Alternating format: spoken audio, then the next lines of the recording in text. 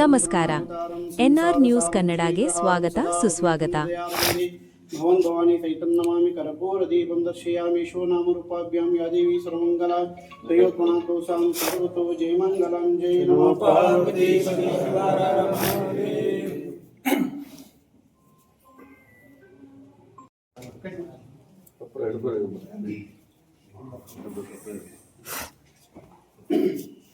ಶ್ರೀ ವಿಶ್ವರಾಧ್ಯಾಯ ಮಂಗಲಂ ಶಿವ ವಿಶ್ವೈಕ್ಯಪಾಲಾಯ ಮಂಗಲಂ ಶ್ರೀ ವಿಶ್ವರಾಧ್ಯಾಯ ಮಂಗಲಂ ಶಿವ ವಿಶ್ವೈಕ್ಯಪಾಲಾಯ ಮಂಗಲಂ ವಿಶ್ವೇಶಜಾತಾಯ ವಿಶ್ವಾದಿಬೀಜಾಯ ವಿಶ್ವೇಶಜಾತಾಯ ವಿಶ್ವಾದಿಬೀಜಾಯ ಶ್ರೀ ವಿಶ್ವವಂದ್ಯಾಯ ಮಂಗಲಂ ಶಿವ ವಿಶ್ವೈಕ್ಯಪಾಲಾಯ ಮಂಗಲಂ ಚರವೃಂದವಂದ್ಯಾಯ ಮಂಗಲಂ ವರ ಚರಣೀತಿ ತಿಂಗಳಲ್ಲಿ ಆಷಾಢ ಮಾಸದಲ್ಲಿ ಇವತ್ತು ಗುರು ಪೂರ್ಣಿಮಾ ಅತಿ ಮಹತ್ವವಾದ ಜೀವನದಲ್ಲಿ ತಾಯಿ ತಂದೆ ನಂತರ ಗುರುವೇ ನಮಗೆ ನಮ್ಮ ಮಾರ್ಗದರ್ಶನ ಮಾಡಿ ಒಬ್ಬ ವ್ಯಕ್ತಿತ್ವವುಳ್ಳಂಥವ್ರು ಮಾಡಲಿಕ್ಕೆ ಮತ್ತು ಜವಾಬ್ದಾರಿಯುತ ಪ್ರಜೆಗಳನ್ನು ಮಾಡಲಿಕ್ಕೆ ಆಧ್ಯಾತ್ಮಿಕ ಧಾರ್ಮಿಕ ತಳಹದಿ ಮೇಲೆ ನಮ್ಮನ್ನು ತೀಡಿ ನಮ್ಮ ಮನುಷ್ಯನಾಗಿ ಮಾಡುವಂಥ ಅದಮ್ಯವಾದ ಕಾರ್ಯ ಗುರುಗಳು ಮಾಡಿ ಬರ್ತಾರೆ. ಅದಕ್ಕೆ ಇವತ್ತು ನಮಗೆ ಅನಾಯಾಸವಾಗಿ ಗುರುಗಳು ಇಲ್ಲಿ ಸಿಕ್ಕಾರ. ಅದಕ್ಕೆ ನಾವು ನೀವೆಲ್ಲ ಕೂಡಿ ಎಷ್ಟು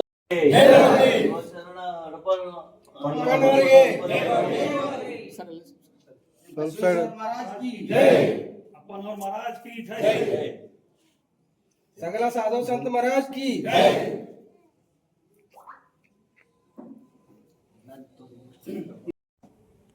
ಶ್ರೀ ಹಡಪದ ಅಪ್ಪಣ್ಣವರು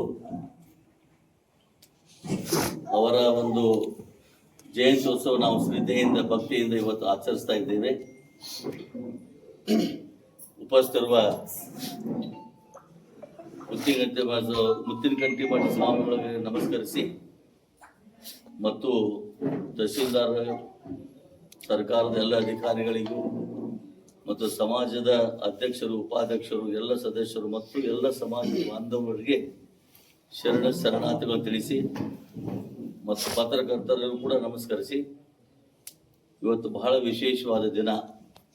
ಹಡಪದ ಅಪ್ಪಣ್ಣವರು ಅವರಿಂದ ಕಲಿಯಬೇಕಾಗಿದ್ದು ಇನ್ನೂವರೆಗೂ ಇದೆ. ನಮಗೆ ನಿಮಗೆ ಗೊತ್ತಿದ್ದ ಹಾಗೆ 12ನೇ ಶತಮಾನದಲ್ಲಿ ಬಸವಣ್ಣ ಜೊತೆಗೆ ಇದ್ದವರು, ಅನುಭವ ಮಂಟಪದ ಪ್ರಧಾನ ಕಾರ್ಯದರ್ಶಿಗಳು ಕೂಡ ಆಗಿದ್ದರು. ಒಳ್ಳೆಯ ಸುಸ್ಥಿತಿಯಲ್ಲಿ ಅತಿ ಮಹತ್ವದ ಸಮಸ್ಯೆಗಳನ್ನು ಕೂಡ ಎದುರಿಸಿ ಆ ಒಂದು ಅನುಭವ ಮಂಟಪದ ಒಂದು ಉತ್ತುಂಗಕ್ಕೆ ಒಯ್ಯಲಿ ಕೂಡ ಅವರ ಪಾತ್ರ ಬಹಳ ದೊಡ್ಡದಾಗಿತ್ತು. ಅತಿ ಶ್ರೇಷ್ಠತೆಯಿಂದ ಅವರು ಆ ಒಂದು ಸಭೆ ನಡೆಸಿಕೊಂಡು ಹೋಗ್ತಾ ಇದ್ರು. ಅದಕ್ಕೆ ಬಸವಣ್ಣವರ ಬಲಗೈ ಬಂಟ ಅಂತ ಕರೀತಿದ್ರು ಅವರಿಗೆ.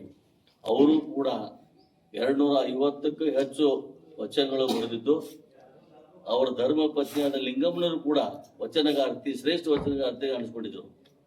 ತಕ್ಕಂತೆ ಇಬ್ಬರು ದಂಪತಿಗಳು ಕೂಡಿ ಬಹಳ ಚೆನ್ನಾಗಿ ಇಡೀ ಒಂದು ವೀರಶೈವ ಲಿಂಗಾಯತ ಸಮಾಜಕ್ಕೆ ಬಹಳಷ್ಟು ತಮ್ಮನ್ನೇ ತಾವು ಅರ್ಪಣೆ ಮಾಡಿಕೊಂಡು ವೀರಶೈವ ಲಿಂಗಾಯತ ಸಮಾಜವನ್ನು ಎತ್ತೋದಕ್ಕೆ ಅವರು ಒಬ್ಬರ ಮಹಾನ್ ಕಾರ್ಯನಿರತರಾಗಿದ್ದರು, ಮಹಾನ್ ವ್ಯಕ್ತಿಗಳಾಗಿದ್ದರು ಅಂತ ನಾವೆಲ್ಲರೂ ತಿಳ್ಕೊಂಡಿದ್ದಾಗಿದೆ. ಇನ್ನೂವರೆಗೆ ಹೇಳ್ತಾರೆ, ಅವರು ಮಾಡಿದಂತಹ ಒಂದು ಪ್ರಧಾನ ಕಾರ್ಯದರ್ಶಿಯಾಗಿ ಆ ಕರ್ತವ್ಯ ನಿರ್ವಹಣೆ ಮಾಡಿದ್ದು ಯಾರಿಗೂ ಮುಜುಗರು ಬರದಂತೆ, ಯಾರಿಗೂ ಒಂದು ಸಂಶಯ ಆಗದಂತೆ ಎಲ್ಲವೂ ತೀರ್ಮಾನಗಳು ಕೂಡ ಶ್ರೇಷ್ಠವಾದ ತೀರ್ಮಾನಗಳನ್ನು ಪಡೆಯಲು ಅಲ್ಲಿ ಸಾಧ್ಯವಾಗ್ತಾ ಇತ್ತು ಇವರ ಒಂದು ಕಾರ್ಯವೈಖರಿಯಿಂದ.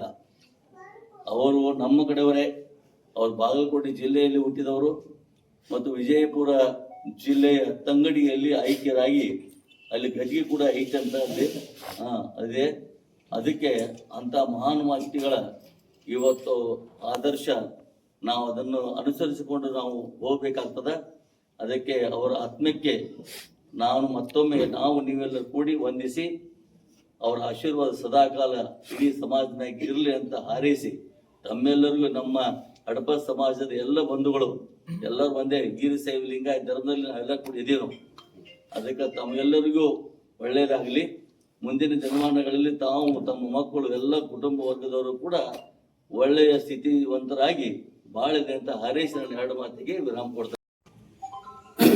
ತ್ರೈಲೋಕ್ಯ ಸಂಪದಾಲಯಕ್ಕೆ ಸಮಲೇಖನ ಬಿತ್ತೈ ಸಚ್ಚಿದಾನಂದ ರೂಪಾಯ ಶಿವಾಯ ಬ್ರಹ್ಮಣೇ ನಮಃ. ಪ್ರಾತಸ್ಮರಣೀಯ ಜಗದಾದಿ ಜಗದ್ಗುರು ರೇಣುಕಾದಿ ಪಂಚಾಚಾರ್ಯರನ್ನು, ಬಸವಾದಿ ಶಿವಶರಣರನ್ನು, ಆರಾಧ್ಯ ಗುರುಗಳನ್ನು ಸ್ಮರಣೆ ಮಾಡಿಕೊಂಡು ಇವತ್ತು ಪವಿತ್ರವಾಗಿರ್ತಕ್ಕಂಥ ದಿನ ವ್ಯಾಸ ಪೌರ್ಣಿಮೆ, ಗುರು ಪೌರ್ಣಿಮೆ ಅಂತ ಎಲ್ಲರೂ ಕೂಡ ಬಹಳಷ್ಟು ಶ್ರದ್ಧಾಭಕ್ತಿಯಿಂದ ಆಚರಣೆಯನ್ನು ಮಾಡ್ತಾ ಇದ್ದೇವೆ. ಇಂತಹ ಸಂದರ್ಭದಲ್ಲಿ ಪರಮ ಪೂಜ್ಯರಾಗಿರ್ತಕ್ಕಂಥ ಮಹಾಶಿವಶರಣ ಹಡಪದ ಅಪ್ಪಣ್ಣವರ ಜಯಂತಿ ಮಹೋತ್ಸವವೂ ಕೂಡ ಇದೇ ದಿನದಲ್ಲಿ ಬರುವುದರಿಂದ ನಾವೆಲ್ಲರೂ ಕೂಡ ಭಾಳಷ್ಟು ಶ್ರದ್ಧಾಭಕ್ತಿಯಿಂದ ಅವರ ಜಯಂತಿ ಮಹೋತ್ಸವವನ್ನು ನಾವೆಲ್ಲ ಆಚರಣೆ ಮಾಡ್ತಾ ಇದ್ದೇವೆ. ಅದು ಜಮಖಂಡಿಯ ಒಂದು ಕಚೇರಿಯಲ್ಲಿ ಇವತ್ತು ಅವರ ಜಯಂತಿಯ ಮಹೋತ್ಸವದ ನಿಮಿತ್ತವಾಗಿ ತಮಗೆಲ್ಲ ಗೊತ್ತಿರುವ ಹಾಗೆ ಸರ್ಕಾರದವರು ಅದನ್ನು ನಡೆಸಿಕೊಂಡು ಬರ್ತಾ ಇದ್ದಾರೆ. ಅಂತಹ ಒಂದು ಕಾರ್ಯಕ್ರಮದಲ್ಲಿ ಪಾಲ್ಗೊಂಡಿರ್ತಕ್ಕಂಥ ನಮ್ಮ ಭಾಗದ ದಾನಿಗಳು ಮತ್ತು ನಾಡೋಜ ಪ್ರಶಸ್ತಿ ಪುರಸ್ಕೃತರಾಗಿರ್ತಕ್ಕಂಥ ಜಗದೀಶ್ ಹುಡುಗುಂಟಿ ಅವರಲ್ಲಿ ಕೂಡ ಶರಣಾರ್ಥಿಗಳನ್ನ ಹೇಳ್ತಾ, ಜೊತೆಗೆ ಈ ಒಂದು ಭಾಗದಲ್ಲಿ ಈಗಾಗಲೇ ಅಧಿಕಾರವನ್ನು ವಹಿಸಿಕೊಂಡ ಮೇಲೆ ನಮ್ಮ ಬಡಗೇರ್ ಸರ್ ಅವರು ಭಾಳಷ್ಟು ಒಳ್ಳೆಯ ಕೆಲಸಗಳನ್ನು ಈ ಭಾಗದಲ್ಲಿ ಮಾಡ್ತಾ ಬಂದಿದ್ದಾರೆ.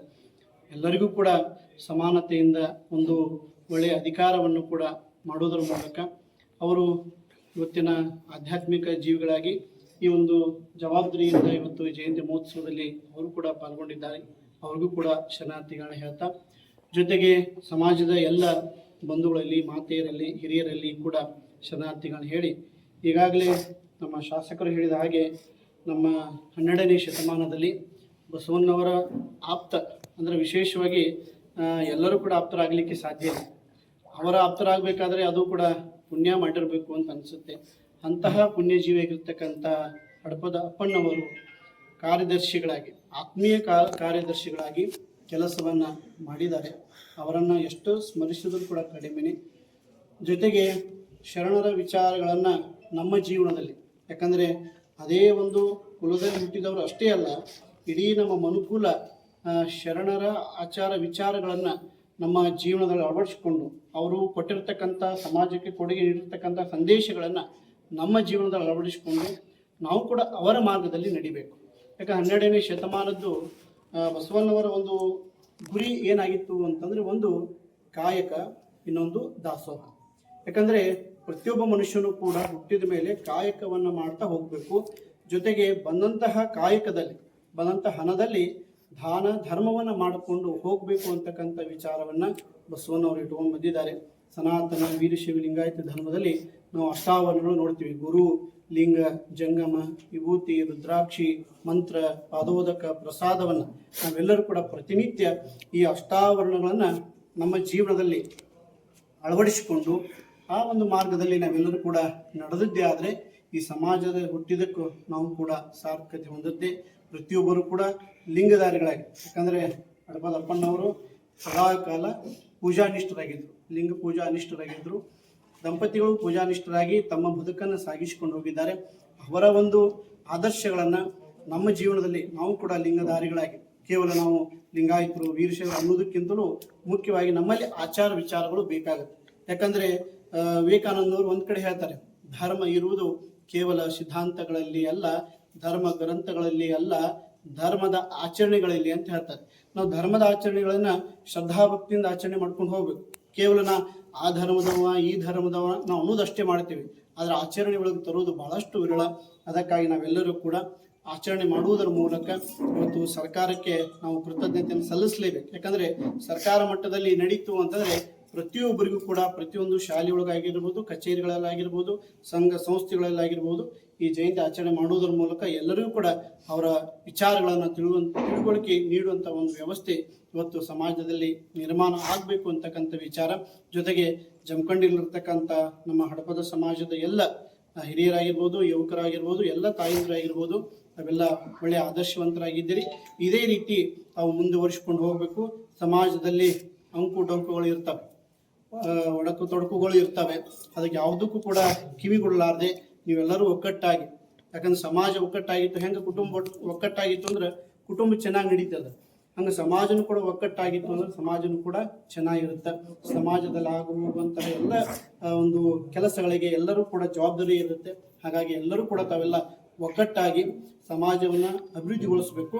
ಹಾಗಾಗಿ ಎಲ್ಲರ ಜೊತೆಗೂ ಕೂಡ ಇನ್ನುಳಿದ ಸಮಾಜದ ಜೊತೆಗೂ ಕೂಡ ಅವಿನಾಭಾವ ವಿಚಾರ ಸಂಬಂಧಗಳಿಗೆ ಇಟ್ಟುಕೊಂಡು ತಾವೆಲ್ಲ ಹೋಗ್ಬೇಕು ಅಂತಕ್ಕಂಥ ವಿಚಾರವನ್ನ ಈ ಸಂದರ್ಭದಲ್ಲಿ ಹೇಳ್ತಾ ಬಂದಂತ ಎಲ್ಲರಿಗೂ ಕೂಡ ಹಡಪದ ಅಪ್ಪಣ್ಣವರ ಹಾಗೂ ವಿಶ್ವಗುರು ಬಸವಣ್ಣವರ ಪಂಚಾಚಾರ್ಯರ ಆಶೀರ್ವಾದ ಸದಾಕಾಲ ನಿಮ್ಮ ಮೇಲೆ ಇರಲಿ ಅಂತ ಹೇಳಿ ಈ ಸಂದರ್ಭದಲ್ಲಿ ಹಾರೈಸಿ